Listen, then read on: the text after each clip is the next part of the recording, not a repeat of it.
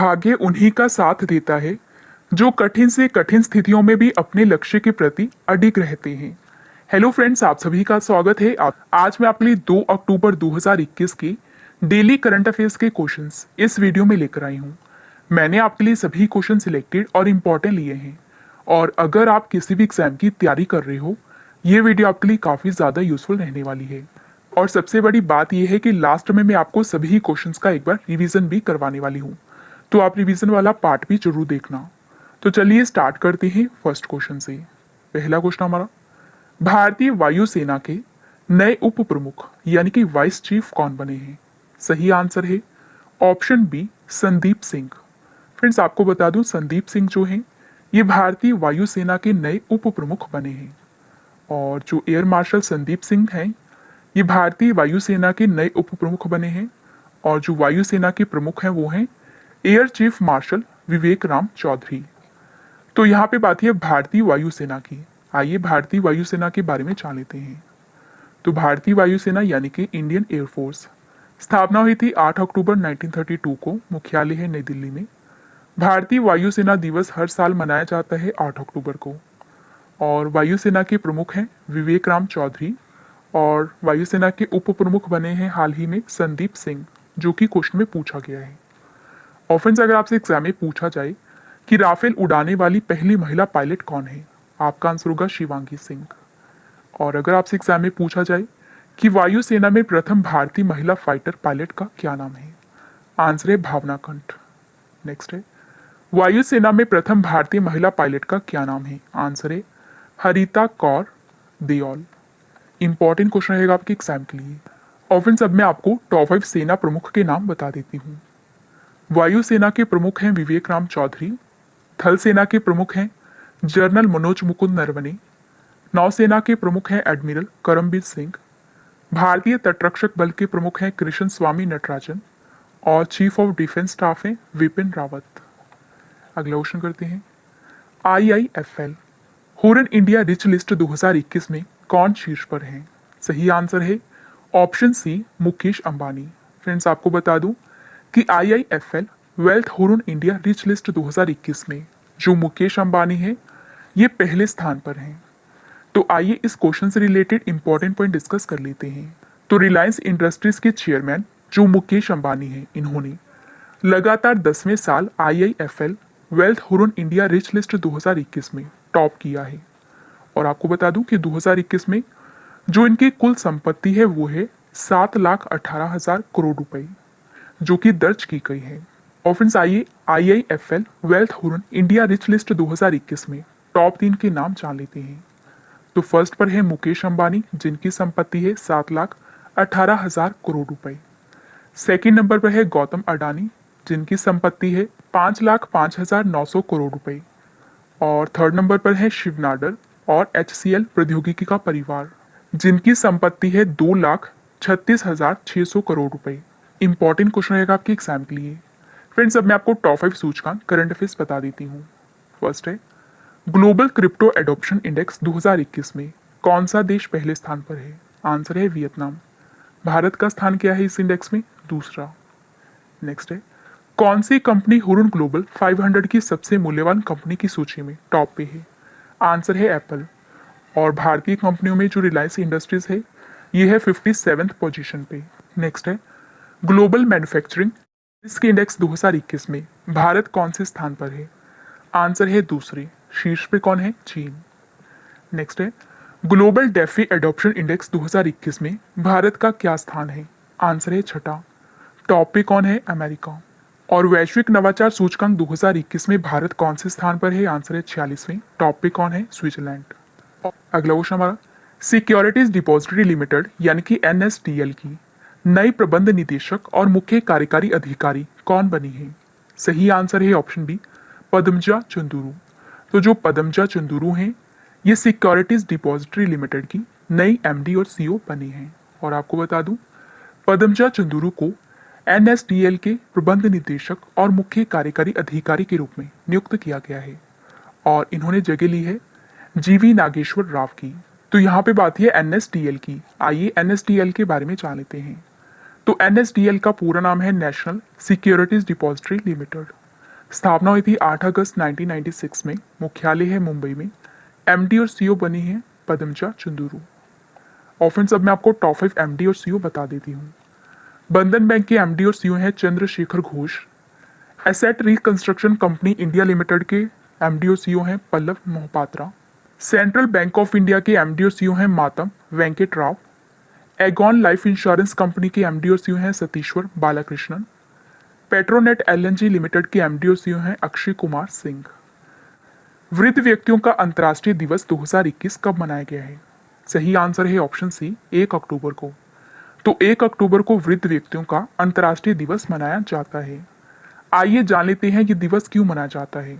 तो वृद्ध व्यक्तियों का अंतर्राष्ट्रीय दिवस हर साल 1 अक्टूबर को विश्व स्तर पर मनाया जाता है और इस दिवस को मनाने का मुख्य उद्देश्य है बुजुर्गों को प्रभावित करने वाले मुद्दों जैसे कि बुढ़ापा और बड़े दुर्व्यवहार के बारे में जागरूकता बढ़ाना और समाज में वृद्ध लोगों के द्वारा किए गए योगदान की सराहना करना है।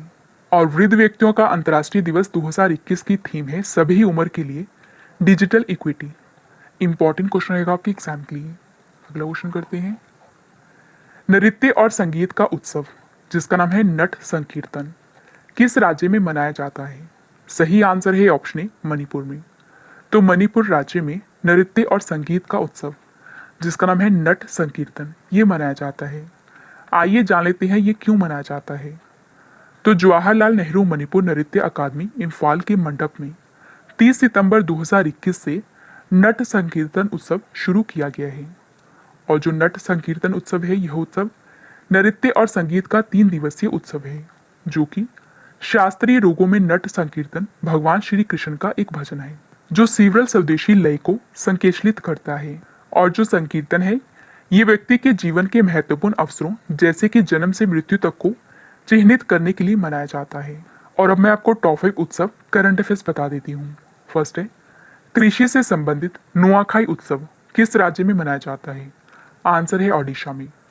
सोलंग त्योहार किस राज्य में मनाया जाता है? अरुणाचल प्रदेश। ओणम त्योहार कहाँ पे मनाया जाता है? केरल में। आदिपुरम त्योहार कहाँ पे मनाया गया है? तमिलनाडु। राजा परबा त्योहार कहाँ पे मनाया गया है? ओडिशा में। उम्मीद करती हूँ वीडियो आपको पसंद आई होगी। वीडियो को लाइक करें और कमेंट करके भी जरूर बताएं कि वीडियो आपको कैसी लगी। तो मिलते हैं नेक्स्ट वीडियो में। Thank you and wish you all the best. निम्नलिखित में से कौन सी नदी मकर रेखा से 2 बार गुजरती है? तो बताइए इस क्वेश्चन का सही आंसर क्या हो? सही आंसर है लिम्पोपो नदी। ये मकर रेखा से 2 बार गुजरती है। सेकंड क्वेश्चन, एशिया का प्रवेश द्वार किसे कहा जाता है? तो आंसर क्या होगा? तुर्की। तुर्की को एशिया का प्रवेश द्वार कहा जाता है। थर्ड क्वेश्चन, मैत्री एक्सप्रेस रेल सेवा का संबंध किससे है? तो इस क्वेश्चन का सही आंसर है भारत और बांग्लादेश। मैत्री एक्सप्रेस रेल सेवा का संबंध भारत और बांग्लादेश से है। नेक्स्ट क्वेश्चन, सामान और सेवा कर जीएसटी लागू करने वाला पहला देश कौन था? बताइए इस क्वेश्चन का सही आंसर क्या होगा? फोर्थ क्वेश्चन का सही आंसर है फ्रांस। सामान और सेवा कर जीएसटी लागू करने वाला पहला देश ये था फ्रांस। फिफ्थ क्वेश्चन, राज्यसभा सीटों की अधिकतम संख्या कितनी हो सकती है? तो आंसर क्या होगा? 250। ए ऑप्शन इस क्वेश्चन का सही आंसर है। तो इस डिस्कशन को हम यहीं पर रोकते हैं। Thank you. तो आइए दोस्तों देखते हैं मैथ के प्रैक्टिस सेट का पार्ट 1। और ये देखिए पार्ट 1 का पहला क्वेश्चन है, बहुत ही इंपॉर्टेंट क्वेश्चन है, पूछा गया प्रश्न है। आसान तरीका बता रहा हूं, पहले प्रश्न को ध्यान से पढ़िएगा। प्रश्न कह रहा है किसी 2 अंकों की संख्या एवं संख्या के अंकों को परस्पर बदलने से प्राप्त संख्या का योग 110 है तो संख्या ज्ञात कीजिए जबकि उसके अंकों का अंतर 4 है। ये 38 है। पहला ऑप्शन लीजिएगा, 3 और 8 से मिलकर बना है, 2 अंकों की संख्या है। क्या इसका अंतर दोस्तों, अंकों का अंतर ध्यान दीजिएगा, क्या 4 है? अंतर, अंकों का अंतर का मतलब 3 और 8 का अंतर। अंतर का मतलब होता है बड़े संख्या में से छोटे संख्या को घटाना। जब 8 में से दोस्तों आप 3 को माइनस करेंगे तो क्या 4 आएगा? नहीं आएगा। पहला ऑप्शन यहाँ पे गलत हो जाएगा। दूसरे ऑप्शन की ओर चलिए, 73 7 और 3 से मिलकर बना है। क्या 7 और 3 का अंतर यानी कि बड़े संख्या में से छोटे संख्या को घटाना? कहने का मतलब है 7 में से 3 घटाएंगे तो क्या 4 होगा?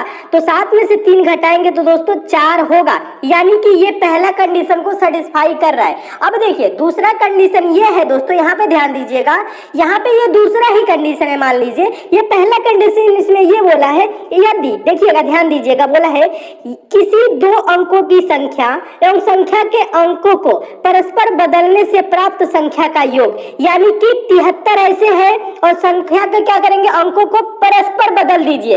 7 3 से मिलकर बना है 73, अब इसे 3 7 कर दीजिए। अब इसको जोड़ने पे क्या 110 आएगा?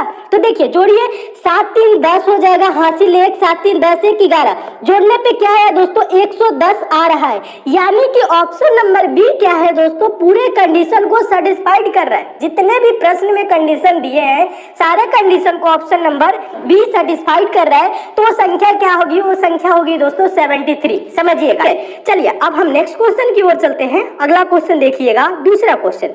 दूसरा को यदि 8 का power x plus 2 is equal to 64 हो तो 3 का पावर 2 इंटू एक्स प्लस 1 का मान होगा, क्या होगा ये पूछ रहा है।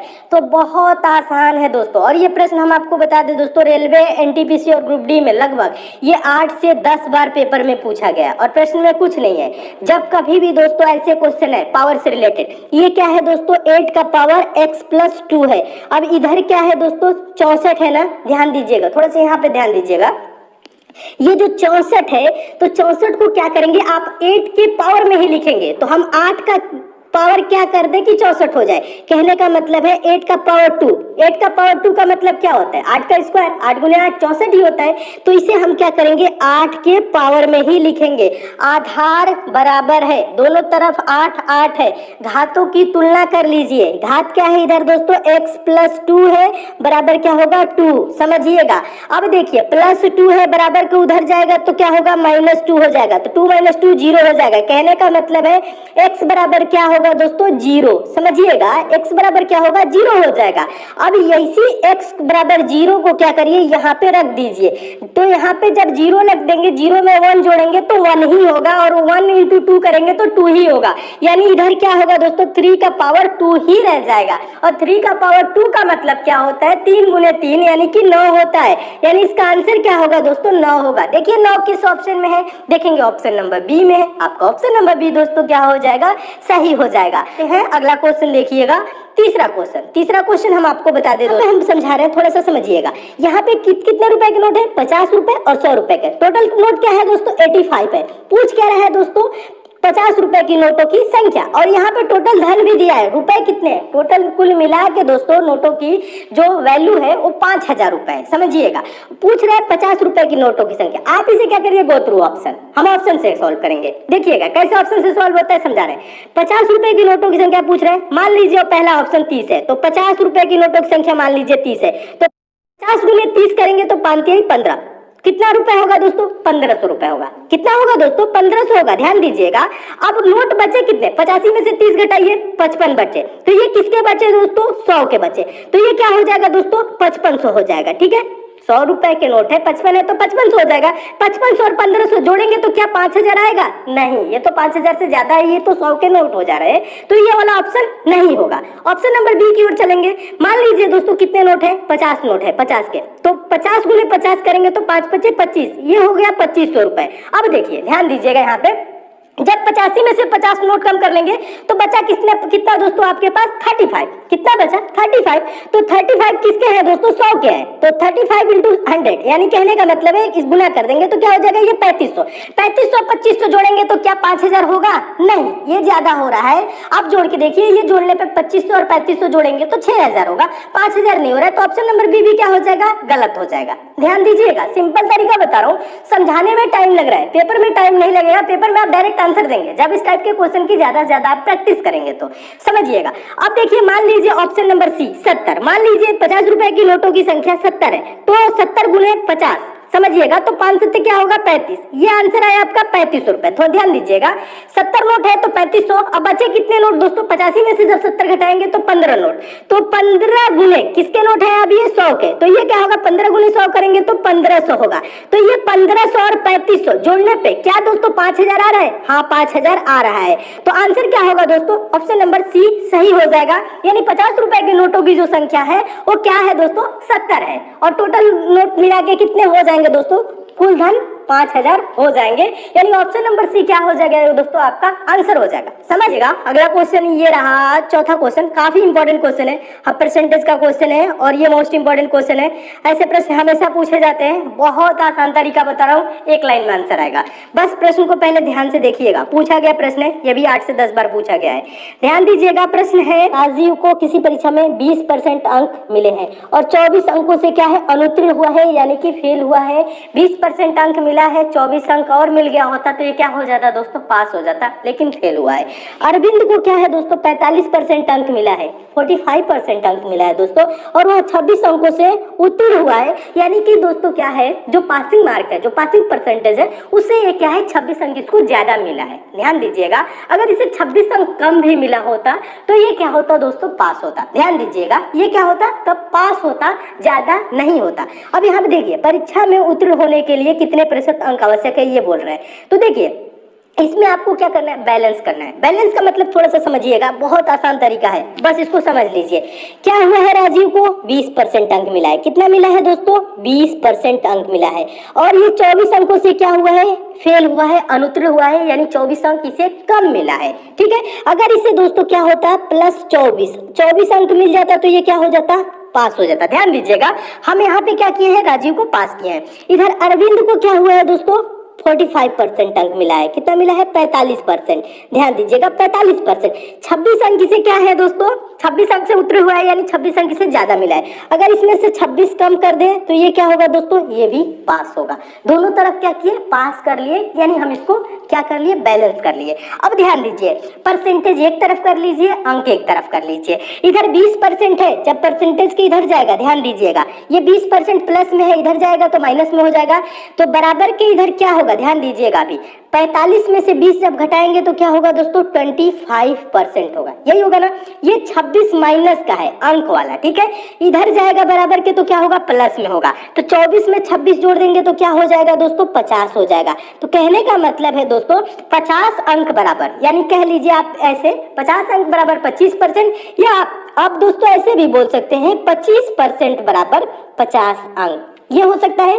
तो 1% बराबर दोस्तों क्या होगा, 1% बराबर, आप भाग कर दीजिए 25 से, 1% बराबर होगा 2 अंक। अब यहाँ पे ध्यान दीजिएगा, थोड़ा सा ध्यान देना है, ज्यादा नहीं। यहाँ पे पहले आप समीकरण में देखिएगा, बोला है 20% अंक मिले और 24 अंकों से अनुत्तीर्ण हो गया, और लास्ट में पूछा है उत्तीर्ण होने के लिए कितने प्रतिशत अंक आवश्यक है। प्रतिशत में पूछ रहा है, टोटल अंकों की संख्या नहीं पूछ रहा है, पूछ रहे हैं कितने प्रतिशत अंक आवश्यक है। ये 24 अंक से फेल हुआ है, तो 24 अंक बराबर कितना परसेंट होगा, यहाँ पे ध्यान दीजिएगा, 1% बराबर 2 अंक, तो आप ऐसे भी बोल सकते हैं 2 अंक बराबर 1%, तो 24 अंक बराबर क्या होगा दोस्तों, 12%। 12% अंकों से ये अनुत्तीर्ण हुआ है, ध्यान दीजिएगा, और 20% इसे क्या है दोस्तों, ध्यान दीजिए, मिला है, तो 20 में 12 जोड़ देंगे तो क्या होगा, 32%, यानी उत्तीर्ण होने के लिए 32% अंक आवश्यक है। कितने पर है, पांचवा, बहुत इंपॉर्टेंट है, बहुत बार पूछा गया है, रेलवे एग्जाम में बहुत बार रिपीट किया है। पहले प्रश्न को ध्यान से पढ़िए। प्रश्न है, 8 बालक तथा 12 आदमी किसी काम को 9 दिन में पूरा करते हैं। काम समाप्त करने में प्रत्येक बालक एक आदमी से 2 गुना संख्या में लगता है। उसी काम को 12 आदमी कितने दिन में समाप्त करेंगे, क्वेश्चन ये है। तो ध्यान दीजिएगा, ज्यादा कुछ नहीं करना है, बस इसमें बालक और आदमी को थोड़ा सा समझना है। समझना कैसे है, समझा रहा हूं। पहले प्रश्न पढ़िए। प्रश्न ये बोल रहा है, 8 बालक तथा 12 आदमी किसी काम को 9 दिन में पूरा करते हैं। काम समाप्त करने में प्रत्येक बालक, यहाँ पे ध्यान दीजिएगा, प्रत्येक बालक एक आदमी से 2 गुना संख्या में लगता है, यानी एक आदमी लगेगा तो 2 बालक लगेंगे, इस प्रकार से। ठीक है। उसी काम को 12 आदमी कितने दिन में समाप्त करेंगे। तो इसके लिए ज्यादा कुछ नहीं करना है, आप इसमें कन्वर्ट करना है। आपको कन्वर्ट क्या करना है दोस्तों, यहाँ पे आप ऐसे कर लीजिए, 1 मेन बराबर 2 बॉयज, यानी कि एक आदमी बराबर 2 बालक, यही है ना। तो आप यहाँ पे क्या कर सकते हैं, बालक में कन्वर्ट कर लिए या आदमी में कर लीजिए। आदमी में करेंगे तो सिंपल हो जाएगा, क्योंकि नीचे 12 आदमी दिया है। तो यानी कि ये जो 8 बालक है, 8 बालक बराबर कितने आदमी होंगे, 4 आदमी। 4 आदमी होंगे ना, क्योंकि एक आदमी बराबर 2 बालक, तो 8 बालक बराबर 4 आदमी। बात तो वही है ना, समझिएगा, यहाँ पे कंफ्यूजन आपको बिल्कुल भी नहीं होना है, ठीक है। तो 8 बालक बराबर 4 आदमी और 12 आदमी ये, यानी कि टोटल ये मिल के यहाँ पे बोला है 8 बालक तथा 12 आदमी किसी काम को 9 दिन में कर रहे हैं, तो 4 आदमी इसे बोल देंगे बालक को, और यहाँ पे 12 आदमी, टोटल ये कितने हो गए, 16 लोग हो गए, ठीक है। 16 आदमी हो गए, कितने दिन में काम को पूरा कर रहे हैं, 9 दिन में। पूछ रहे हैं 12 आदमी कितने दिन में करेंगे, तो M1 D1 बराबर M2 D2, ये तो आपको पता ही है, तो 12 गुने D2 दिन में करेंगे या x दिन में करेंगे, बात वही है। ये गुने में है 12 तो बराबर के उधर गुने में है, तो इधर आएगा तो क्या हो जाएगा, भाग में हो जाएगा, तो यहाँ से ये हट जाएगा और बटा में ये 12 हो जाएगा।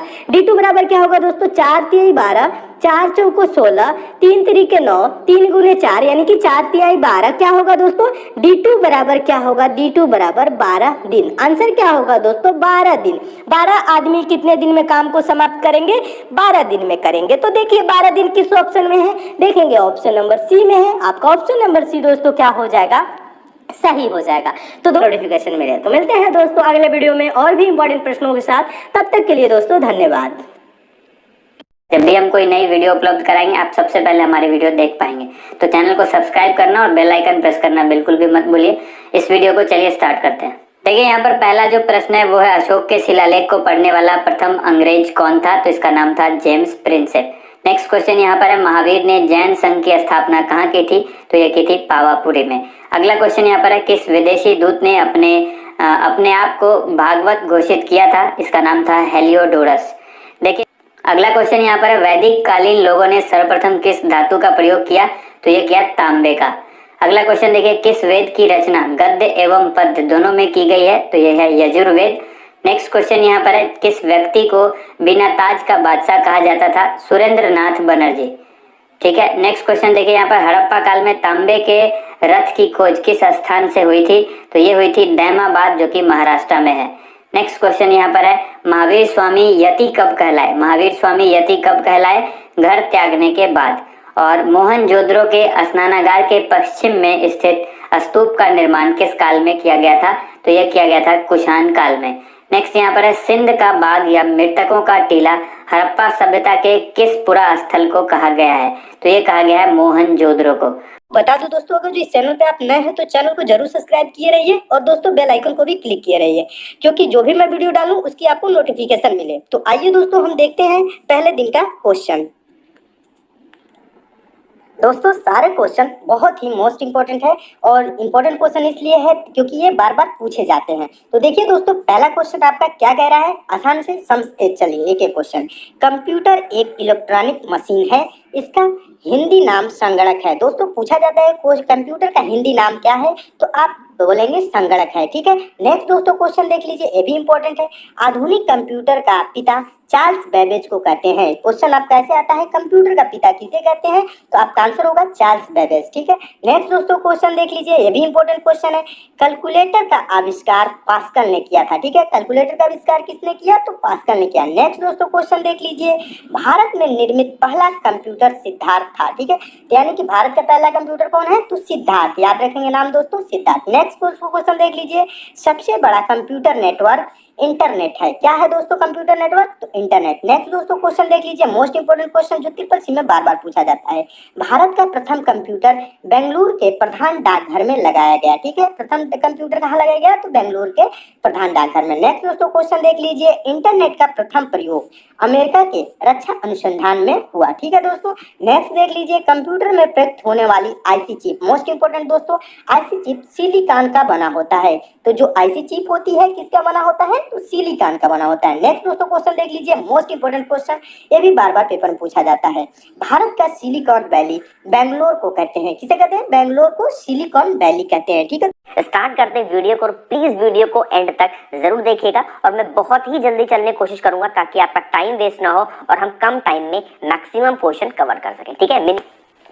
चलिए पहला हमारा क्वेश्चन है, किस धातु को नोबल धातु कहते हैं, तो हम सोने को कहते हैं। किस फसल से मिट्टी की नाइट्रोजन में वृद्धि होती है, तो ये मटर से होती है। खाना पकाने वाले सोडे का रासायनिक नाम क्या है, देखिए यहाँ पर आपको एक ट्रिक बता दूं, देखिए खाना पकाना, तो खाना कौन पकाता है, बाई पकाती है, इसीलिए इसका नाम क्या है, सोडियम बाइकार्बोनेट, ठीक है। आगे बढ़ते हैं, समुद्र के पानी में सबसे अधिक लवण कौन सा होता है, सबको पता है सोडियम क्लोराइड यानी NaCl।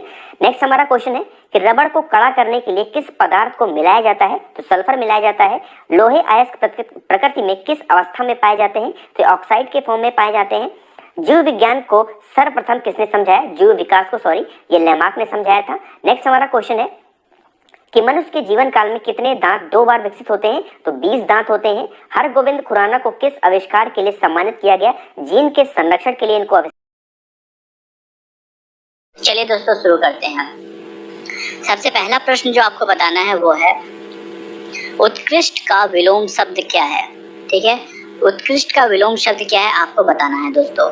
तो उत्कृष्ट का अर्थ क्या होता है, श्रेष्ठ या उच्च कोटि का या उन्नत होता है। ठीक है, उच्च कोटि का उन्नत या श्रेष्ठ होता है। तो ऑटोमेटिकली आप लोग ऑप्शन में देख के फिर बता सकते हैं कि क्या होना चाहिए। ठीक है, तो क्या होगा, उच्च कोटि का, श्रेष्ठ या उन्नत। तो उसका ऑपोजिट क्या हो जाएगा, निम्न कोटि का जो होगा। ठीक है, निम्न कोटि का क्या होता है, निकृष्ट। ठीक है दोस्तों, तो ऐसे ही आप लोगों को इनिशियलाइजेशन करना है। ठीक है, नहीं तो इस तरह से आप लोग गलत कर सकते हैं। उत्कर्ष भी हो सकता है, आकृष्ट हो सकता है। ठीक है, क्या होगा इसके लिए आप लोग। अगला प्रश्न है आरोही का विलोम शब्द क्या है। ठीक है, आपको बताना है, नीचे लिखे ऑप्शन में से। तो आरोही, ठीक है, तो ऊपर चढ़ने वालों को आरोही कहते हैं। तो फिर उसका ऑपोजिट क्या हो जाएगा, जो नीचे जाने वाला है। तो नीचे जाने वाला क्या हो जाएगा दोस्तों, अवरोही। ठीक है, तो आरोही का विलोम शब्द हो जाएगा अवरोही, कोई प्रॉब्लम नहीं है।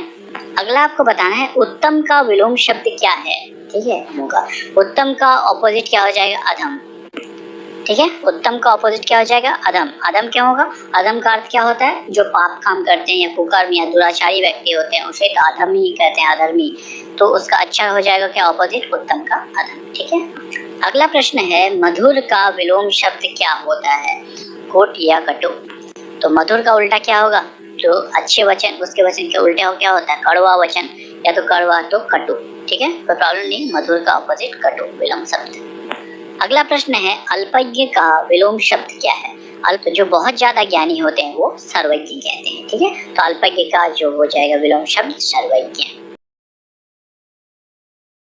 और दोस्तों इन्हीं के माध्यम से हम आपको जल्दी से जल्दी और सिंपल तरीके से आपको समझाएंगे ताकि एग्जाम में जो भी क्वेश्चन आए आपका एकदम करेक्ट जाए। तो स्टार्ट करते हैं फ्रेंड्स। सबसे पहला क्वेश्चन है कि आई दिस अ पिक्चर। अब दोस्तों देखिए ये सेंटेंस हमें वैसे ही लग रहा है कि ये प्रेजेंट का है। अब देखिए दोस्तों, I am seeing a picture, मैं क्या कर रहा हूँ, एक पिक्चर देख रहा हूँ। इसके बाद है आई सो अ पिक्चर, मैंने क्या किया, एक पिक्चर देखी। फोटो कहो, चित्र कहो, जो हमने देखा। इसके बाद है आई सी अ पिक्चर और I M C a picture. तो दोस्तों आई एम सी तो नहीं आएगा। अगर एम आ जाता है, ईजेएमआर आ जाता है तो उसमें क्या लगता है दोस्तों, वर्ब में आईएनजी लगना मोस्ट इंपोर्टेंट हो जाता है। और अगर नहीं लगता है वर्ब में आईएनजी तो बीइंग लगता है, लेकिन वो लगता है दोस्तों एक्टिव टू पैसिव बनाते टाइम। तो ये भी यहाँ पर नहीं है, ये अपने सिंपल प्रेजेंट टेंस का वाक्य है। इसलिए यहाँ पर क्या आएगा दोस्तों, आई सी अ पिक्चर, मैं एक चित्र देखता हूँ, यहाँ पर ये होगा। इसके बाद है next question, did see this any letter. अब दोस्तों देखिए यहाँ पर डिड अपना आ रहा है, तो इससे अपने को क्या पता चलता है, ये जो अपना वाक्य है वो पास्ट टेंस है। क्योंकि दोस्तों पास्ट टेंस के लिए हम क्या करते हैं, डिड का यूज करते हैं। और दोस्तों जो प्रेजेंट टेंस होता है उसके लिए अपन डू डज का यूज करते हैं। तो दोस्तों यहाँ पर जो है अपनी वर्ब आनी चाहिए। अपनी वर्ब यहाँ पर क्या आएगी दोस्तों, did see write a letter. अब दोस्तों ये राइट यहाँ पर क्यों आया, वर्ब की सेकंड फॉर्म क्यों नहीं आई। तो दोस्तों आप हमेशा ध्यान रखना कि जब भी हम ये पास्ट टेंस बनाते हैं तो उसमें जो सिंपल सेंटेंस होता है ये अपना क्या है, इंट्रोगेटिव सेंटेंस है। तो दोस्तों इंट्रोगेटिव सेंटेंस का जो फॉर्मूला है उसमें डिड प्लस वर्ब की फर्स्ट फॉर्म का हम यूज करते हैं, इसमें सेकंड फॉर्म का यूज नहीं किया जाता है। ओनली जो सिंपल सेंटेंस होता है उसी में दोस्तों हम वर्ब की सेकंड फॉर्म का यूज करते हैं, ये हमेशा आपको ध्यान रखना है। तो दोस्तों यहाँ पर क्या आएगा, did see write any letter, यहाँ पर ये आएगा। इसके बाद है I was reading a story while hurry this letter. सब दोस्तों देखिए मैं क्या कर रहा था, एक स्टोरी पढ़ रहा था, जब हरी क्या कर रहा था, was writing, is writing, are writing, were writing। अब दोस्तों यहाँ पर देखिए I was reading में क्या कर रहा था, पढ़ाई कर रहा था। इट मीन्स हमारा टेंस क्या है, पास्ट टेंस है, क्योंकि was आ रहा है, जहाँ पर भी was आता है वो हो जाता है हमारा पास्ट टेंस, was आ जाए या वर आ जाए। अब यहाँ पर देखिए वाहिल हरी वाज राइटिंग लेटर। अब वाज राइटिंग क्यों आएगा, क्योंकि पहला सेंटेंस पास्ट में है, तो ऑब्वियस सी बात है हमारा दूसरा सेंटेंस भी पास्ट में होना चाहिए। तो यहाँ पर आ जाएगा दोस्तों वाज राइटिंग, क्योंकि हरी सिंगुलर है इसलिए वाज आ जाएगा। अगर प्लूरल होता तो वर आ जाता। इसके बाद है नेक्स्ट क्वेश्चन,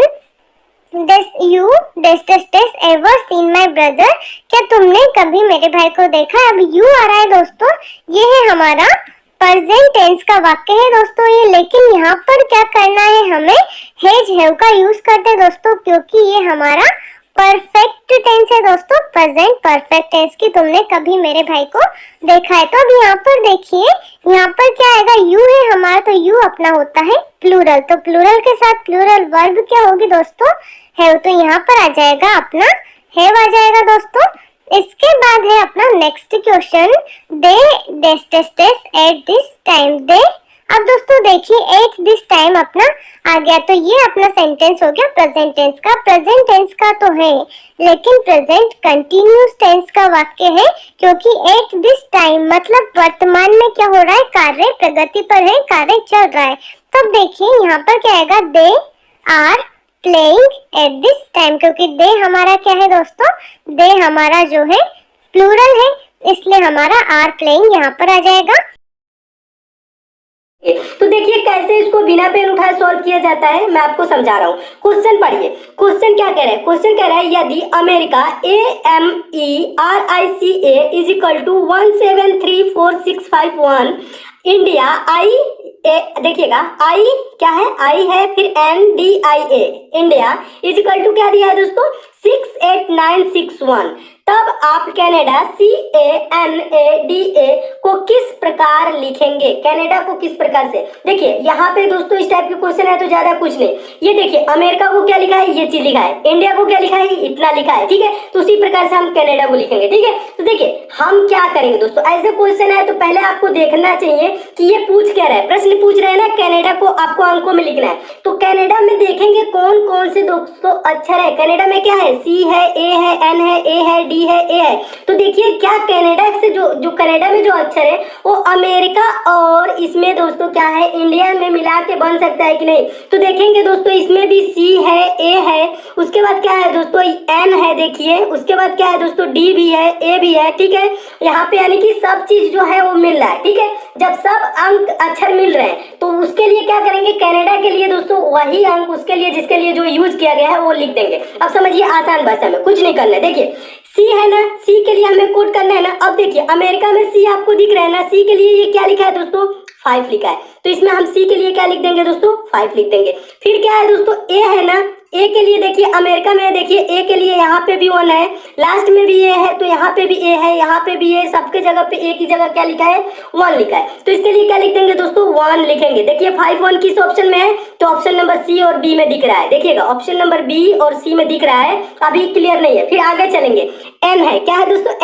N के लिए देखिए दोस्तों N अब कहाँ है, अमेरिका में नहीं है, इंडिया में, इंडिया में N है, N के लिए क्या है दोस्तों यहाँ पे देखेंगे 8 है, तो 5 1 8 हो जाएगा, ठीक है 5 1 8। अब 5 1 8 देखेंगे तो किस में दिख रहा है दोस्तों, ऑप्शन नंबर B में दिख रहा है और कहीं नहीं दिख रहा है, तो आपका ऑप्शन नंबर B यहीं पे सही हो जाएगा, बिना पूरा मिलाए, पूरा आपको मिलाने की भी जरूरत नहीं है। बस पेपर में क्या किया जाता है वो ऑप्शन भी देखते चलेंगे, ऑप्शन बस देखेंगे तो यहाँ पे क्या होगा दोस्तों आपका 5 से 10 सेकंड बच जाएगा, और 10 सेकंड बचेगा तो आपके लिए बहुत ही लाभदायक होगा, ठीक है। अब चलिए यहाँ पे मैं आपको पूरा मिला के दिखा देता हूँ। फिर क्या है दोस्तों, फिर A है, ठीक है, फिर A है ना, A के लिए क्या है दोस्तों, A के लिए आप देखिए A के लिए 1 किया है, अमेरिका में A के लिए 1 है ना, तो यहाँ पे भी क्या हो जाएगा 1 हो जाएगा।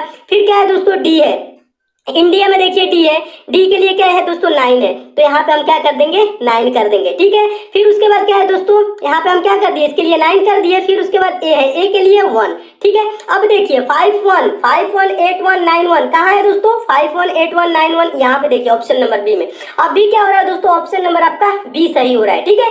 आप चाहे दोस्तों तो क्या करेंगे, पूरा नहीं भी मिलाते हैं, बस 5 1 8 तक मिलाते हैं, तब भी आपका आंसर क्या हो जाएगा, सही हो जाएगा, क्योंकि 5 1 8 किसी अन्य ऑप्शन में नहीं है। अगर जो 5 और 8 किसी ऑप्शन में होता तब हम आगे मिलाते, ठीक है। इसलिए दोस्तों आप प्रश्नों को ऐसे भी सॉल्व करने की कोशिश किया करिए, ठीक है। ऐसे टाइम की बचत होती है।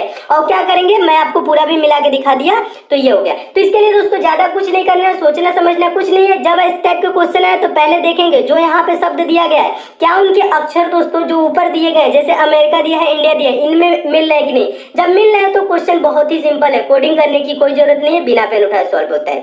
चलिए अगला क्वेश्चन देखते हैं दोस्तों। दूसरा क्वेश्चन देखिएगा। दूसरा क्वेश्चन भी मोस्ट इंपोर्टेंट क्वेश्चन है और ये आपका रेलवे एग्जाम में भी क्वेश्चन पूछा गया है, ठीक है। देखिएगा सारे जितने भी दोस्तों इसमें क्वेश्चन शामिल किए हो किसी न किसी एग्जाम में पूछे गए हैं, इसलिए सभी क्वेश्चन को आप ध्यान से देखेंगे। देखिएगा दूसरा क्वेश्चन क्या है, पढ़िए। क्वेश्चन कह रहा है यदि hide HIDE is equal to 1440 तो wide WIDE is equal to क्या होगा। अब देखिए ये बहुत ही इंपॉर्टेंट क्वेश्चन है दोस्तों, बहुत बार एग्जाम में पूछा जा चुका है। देखिए ज्यादा कुछ नहीं करना है, क्या कर रहा है क्वेश्चन, हाइट बराबर इतना लिखा है तो वाइड बराबर पूछ रहा है। तो हम देखेंगे दोस्तों हाइट को ये कैसे लिखा है। पहले तो दोस्तों आप क्या करेंगे, इसको नंबरिंग करेंगे। नंबरिंग कहने का मतलब है दोस्तों ये H कितने नंबर पे आता है, H कितने नंबर पे आता है दोस्तों, तो आप बोलेंगे 8 नंबर पे आता है। I कितने नंबर पे दोस्तों आता है, 9 नंबर पे आता है। D कितने नंबर पे दोस्तों आता है, D 4 नंबर पे आता है। कितने नंबर पे, 4 नंबर पे आता है, ठीक है। D कितने नंबर पे, 4 नंबर पे। और E कितने नंबर पे आता है, तो 5 नंबर पे आता है, ठीक है।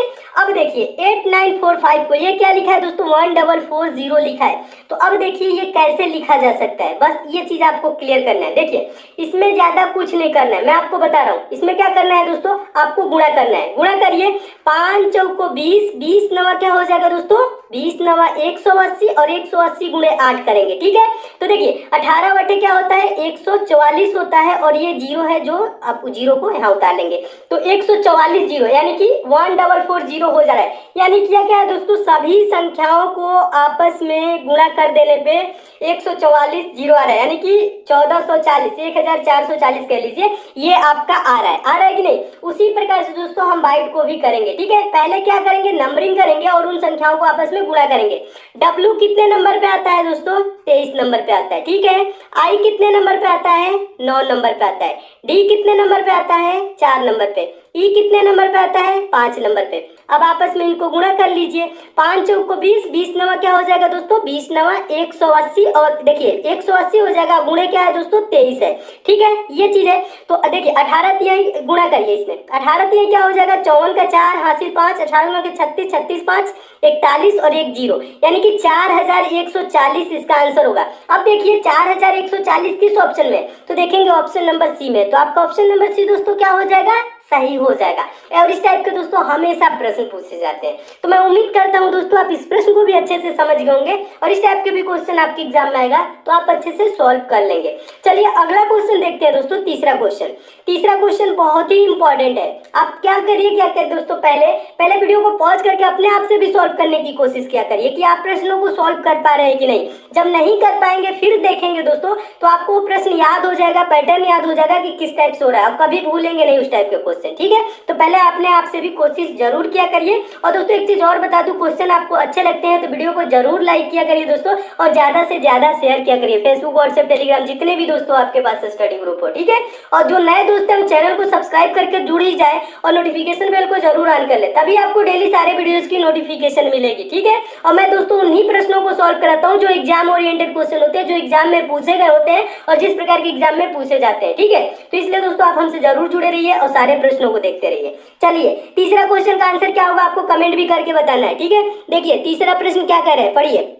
क्वेश्चन कह रहा है निम्नलिखित क्रम में रिक्त स्थान की पूर्ति कीजिए। रिक्त स्थान की पूर्ति करना है, यानी ये दोस्तों ये क्रम दिया गया है, श्रृंखला दिया गया है। 3 है, 15 है, 35 है, 63 है और यहाँ पे दोस्तों क्या है, रिक्त स्थान है, खाली स्थान है। यहीं पे आपको बताना है कि कौन सी संख्या होगी। उसके बाद क्या है, 143 143 है। तो आप कैसे इसको पता लगाएंगे, देखिए श्रृंखला से रिलेटेड क्वेश्चन आए दोस्तों आपके एग्जाम में तो क्या करेंगे, श्रृंखला की संख्याओं को ध्यान से देखेंगे, श्रृंखला कैसे आगे चल रही है। इसमें क्या है, 3 के बाद 15, 15 के बाद 35, 35 के बाद 63। 63 के बाद दोस्तों यहाँ पे खाली जगह के बाद 143। तो दोस्तों पहले संख्याओं को ध्यान से देखिए, संख्याएं क्या है, स्क्वायर है, क्यूब है या नॉर्मल संख्याएं हैं। तो यहाँ पे दोस्तों थोड़ा सा ध्यान से देखेंगे तो ये संख्याएं ना स्क्वायर है ना क्यूब है, लेकिन यहाँ पे दोस्तों क्या है, ये स्क्वायर के करीब है। समझिएगा कैसे करीब है, मैं आपको बता रहा हूँ। ये 3 क्या है दोस्तों, 2 का स्क्वायर करिए, 2 का स्क्वायर करेंगे क्या होगा 4, 4 में से 1 घटाएंगे क्या हो जाएगा दोस्तों 3 हो जाएगा। ठीक है, फिर क्या करना है दोस्तों, आपको 4 का स्क्वायर करना है, -1 करना है। 4 का स्क्वायर 16, 16 में से 1 जा क्या हो जाएगा 15। देखिए 15 यहाँ पे दिया। फिर आगे क्या है दोस्तों, 6 का स्क्वायर -1 करिए। 6 का स्क्वायर क्या होता है, 6 गुणे 6 36, 36 में से 1 जा 35। देखिए यहाँ पे ऊपर 35 दिया हुआ है। फिर आगे क्या है दोस्तों, 8 का स्क्वायर करिए, -1 करिए। 8 का स्क्वायर क्या होगा 64, 64 में देखिएगा 8 का स्क्वायर क्या होगा 64, 64 में से 1 घटाएंगे 63, क्या हो जाएगा दोस्तों 63। और देखिए आपका ऊपर 63 दिया हुआ है। फिर आगे दोस्तों क्या होगा बताइए, यहाँ पे क्या हुआ 2 4 6 8। अब आगे क्या होगा दोस्तों, 10 का स्क्वायर -1, 10 का स्क्वायर क्या होगा 100, 100 में से घटाएंगे क्या हो जाएगा दोस्तों 99। यानी यहाँ पे खाली स्थान पे क्या होगा दोस्तों 99 होगा। आगे क्या होगा, यहाँ पे जो होगा दोस्तों होगा 12 का स्क्वायर -1, 12 का स्क्वायर 144 यानी कि 144 होता है। 144 में से घटाएंगे क्या होगा 143। ठीक है, यानी आपका जो ये सीरीज चल रहा है एकदम सही चल रहा है। ठीक है, तो यहाँ पे क्या होगा दोस्तों 99 होगा। 99 देखिए किस ऑप्शन में दिया गया है, तो देखेंगे ऑप्शन नंबर बी में दिया गया है। तो आपका ऑप्शन नंबर बी दोस्तों क्या हो जाएगा, सही हो जाएगा। और ये बहुत ही इंपॉर्टेंट क्वेश्चन है दोस्तों, बहुत बार एग्जाम में पूछा जा चुका है।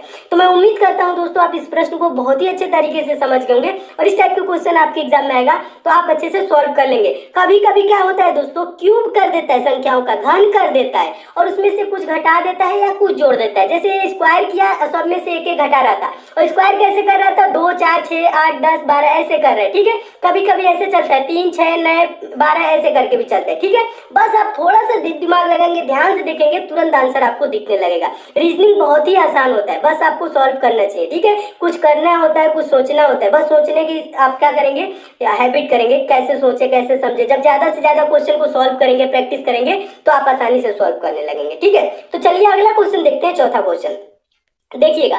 चौथा क्वेश्चन बहुत ही इंपॉर्टेंट क्वेश्चन है और इस टाइप के क्वेश्चन इसलिए मैं दिया हूं दोस्तों, इस टाइप के हमेशा प्रश्न आपके एग्जाम में आते हैं और ज्यादातर स्टूडेंट कंफ्यूज हो जाते हैं। जो एरो वाले क्वेश्चन होते हैं इनको कैसे सॉल्व करें, तो देखिए बहुत ही आसान तरीका है, मैं आपको बता रहा हूँ कैसे सॉल्व करना है। प्रश्न क्या कह रहे हैं, नीचे दिए गए क्रम में अगली आकृति कौन सी आएगी।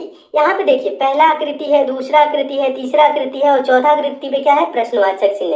यहीं पे आपको बताना है कि कौन सी आकृति आएगी। तो इसके लिए क्या करेंगे दोस्तों, कैसे सॉल्व करेंगे, देखिए पहले अपने आप से भी कोशिश करिएगा। ठीक है, देखिए ज्यादा कुछ नहीं करना है, पहले को देखना है, फिर दूसरे को देखना है, फिर तीसरे, फिर चौथे को देखना है। तो पहले को देखेंगे दोस्तों, क्या है दोस्तों, एरो एक ऊपर की तरफ है, एक एरो नीचे की तरफ है। और दूसरे वाले में क्या है दोस्तों, एरो को नीचे कर दिया है, दूसरे वाले को ऊपर कर दिया है। ठीक है, ऐसे है। तो यहाँ पे साफ दोस्तों, साफ साफ आपको क्लियर हो जाएगा ये क्या है दोस्तों, ये मिरर है, इमेज है। समझिएगा, यहाँ पे अगर जो मैं पहले की जगह पे मिरर लगा दूं, ठीक है, समझिए मिरर मतलब क्या, शीशा। शीशा अगर जो आप इस साइड में लगा देंगे तो इमेज क्या हो जाएगा दोस्तों, दूसरे की तरह बनने लगेगा। ठीक है, देखिए एक बार और समझाता हूँ, ज्यादा कुछ नहीं, पहले की जगह पे दोस्तों आप क्या करिए, यहाँ पे मिरर लगा दीजिए, दर्पण। समझिएगा, दर्पण लगा देते हैं तो कैसे दिखने लगेगा, ऐसे दिखने लगेगा। ठीक है, यानी पहले का ये क्या, दूसरा मिरर इमेज है। चलिए दूसरे की जगह पे हम क्या करेंगे दोस्तों, मिरर इमेज लगा देंगे, यानी मिरर लगाएंगे। ठीक है, मिरर लगाएंगे तो अब बताइए ये इमेज किस टाइप से दिखेगा। देखिए मिरर में होता क्या है दोस्तों, जस्ट उल्टा हो जाता है। क्या होता है, जस्ट उल्टा, एकदम विपरीत हो जाता है। ठीक है, तो इसमें क्या होगा दोस्तों, ये जो एरो इस टाइप से है ना, देखिए मिरर में इसमें क्या होगा, ये जो एरो इस टाइप से ना, ये एरो ऐसे हो जाएगी। कहने का मतलब है दोस्तों, ये इस टाइप से, देखिए ये वाला जो इस टाइप से है ना, ये वाला क्या हो जाएगी, इस टाइप से हो जाएगा। आप चाहे ना दोस्तों तो यहाँ पे शीशा लगा के भी देख सकते हैं। और ये वाला जो दोस्तों नीचे की तरफ ऐसे है ना, ये वाला क्या हो जाएगा दोस्तों, नीचे की तरफ ही यहाँ पे ऐसे हो जाएगा। ठीक है, यानी कि इस टाइप से हो जाएगा। अब देखिए इस टाइप से किस इमेज में आपको दिख रहा है, तो देखेंगे ऑप्शन नंबर सी में दिख रहा है। यहाँ पे आपको कंफ्यूजन हो सकती है कि मिरर लगाने पे क्या ऐसे होगा कि नहीं, आप ऐसे क्या करना है, आप देखेंगे तो आपको तुरंत करना है। एक बार और आसान तरीका बता रहा हूँ, देखिए ये जो है ना दोस्तों, यहाँ पे अगर जो मैं बोलूँ यहाँ पे शीशा लगा दीजिए तो ये वाला क्या होगा, जो ये वाला रेखा है, ये वाला जस्ट ऐसे हो जाएगा, जस्ट ये वाला ऐसे हो जाएगा। समझ रहे हैं ना, और ये वाला जो ऐसे है ना दोस्तों, ये वाला क्या होगा, जस्ट इस टाइप से हो जाएगा। तो देखिए इस टाइप से किस ऑप्शन में है, तो देखेंगे ऑप्शन नंबर सी में। बस आपको एक ही चीज पकड़ना है, ये वाला लाइन देखिए ऐसे है तो ये वाला तुरंत लाइन ऐसे हो जाएगा। ये वाला इस साइड में है तो ये वाला ऐसे हो जाएगा, ठीक है। तो इस टाइप से किसमें है, ऑप्शन नंबर सी। तो आपका ऑप्शन नंबर सी दोस्तों क्या हो जाएगा, सही हो जाएगा। तो मैं उम्मीद करता हूँ दोस्तों नंबर से मोस्ट इंपोर्टेंट क्वेश्चन है, इजी क्वेश्चन है लेकिन बहुत बार एग्जाम में पूछा जा चुका है, ठीक है। तो देखिए इसको कैसे सॉल्व करेंगे, बताइए, क्वेश्चन सॉल्व कीजिए। देखिए क्वेश्चन है, दिए गए विकल्पों में से लुप्त संख्या ज्ञात कीजिए। लुप्त संख्या मतलब मिसिंग नंबर कहाँ पे है दोस्तों, देखिए कॉर्नर में यहाँ पे प्रश्नवाचक चिन्ह है, यहीं पे आपको बताना है कि कौन सी संख्या होगी। इसके लिए कैसे सॉल्व करेंगे मैं आपको बता रहा हूँ। देखिए पहले मिसिंग नंबर में आप संख्याओं को देखेंगे, क्या है, 3 है, 6 है, 8 है, 5 है, उसके बाद 8 है, 4 है, 7 है, प्रश्नवाचक चिन्ह है, ठीक है। तो यहाँ पे देखने से ज्यादा कुछ क्लियर नहीं हो रहा है। देखिए जब यहाँ पे कॉर्नर पे पूछे तो आपको करना क्या चाहिए, ये दो तरह से सॉल्व होता है, या तो प्रश्न ऐसे सॉल्व होगा या तो प्रश्न ऐसे सॉल्व होगा, यानी कि 8 और 4 को कुछ करके हम प्रश्नवाचक चिन्ह पे ला सकते हैं, या हम 4 और 7 को कुछ करके प्रश्नवाचक चिन्ह पे ला सकते हैं। तो उसके लिए क्या करेंगे दोस्तों, हम 3 और 6 को देखेंगे, 6 3 क्या होगा 9, 9 में से 1 जा 8, और 5 8 5 क्या होगा 13, 13 में से 1 जा 12, लेकिन यहाँ दिया क्या है 4, ठीक है। यानी प्रश्न को दोस्तों हम ऐसे सॉल्व नहीं कर सकते। जब ऐसे नहीं सॉल्व कर सकते तो हम ऐसे सॉल्व करेंगे। देखिएगा हम क्या करें 3 और 5 को कि यहाँ पे 4 आ जाए, तो 3 और 5 को दोस्तों हम जोड़ेंगे तो क्या होगा 8, 8 को 2 से भाग कर देंगे यानी आधा कर देंगे तो क्या हो जाएगा दोस्तों 4, और देखिए 4 यहाँ पे दिया हुआ है, ठीक है। चलिए 6 और 8 को उसी प्रकार से देखेंगे, हो रहा है कि नहीं, 6 और 8 को जोड़ेंगे दोस्तों क्या होगा 8 6 14 हो जाएगा, और 14 को क्या करेंगे 2 से भाग करेंगे तो क्या हो जाएगा 7, देखिए 7 यहाँ पे दिया हुआ है। इसी प्रकार से लास्ट वाले लाइन को सॉल्व करेंगे, 8 और 4 जोड़ेंगे तो दोस्तों क्या होगा 12, 12 को दोस्तों क्या करेंगे 2 से भाग करेंगे तो 2 छक्के 12 होता है, क्या होता है दोस्तों 2 छक्के 12 यानी 6। यहाँ पे प्रश्नवाचक चिन्ह पे क्या होगा, सॉरी देखिएगा यहाँ पे देखिए 8 4 क्या होगा दोस्तों, हाँ सही है, ठीक है, 8 4 12, और 12 को दोस्तों क्या करेंगे 2 से भाग करेंगे 6। अब 6 देखिएगा दोस्तों किस ऑप्शन में, तो देखिए ऑप्शन नंबर आपका ए में है, तो आपका ऑप्शन नंबर ए दोस्तों क्या हो जाएगा, सही हो जाएगा।